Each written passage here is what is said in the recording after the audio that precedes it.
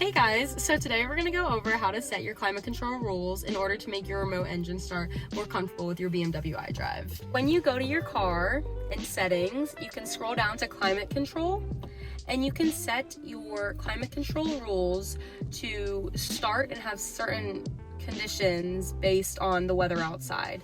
So if you want your heated seats to warm when it's colder than 50 outside, you can have that set, and then you can turn up your heated seats to different levels as well. You can also do the same with your heated steering wheel if your car is equipped with that.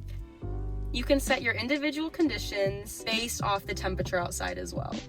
If you use remote engine start and the weather conditions are met, your steering wheel and your seat will be heated and active when you get in the car. We hope this neat feature keeps you guys warm during the colder months. Thank you guys so much for watching.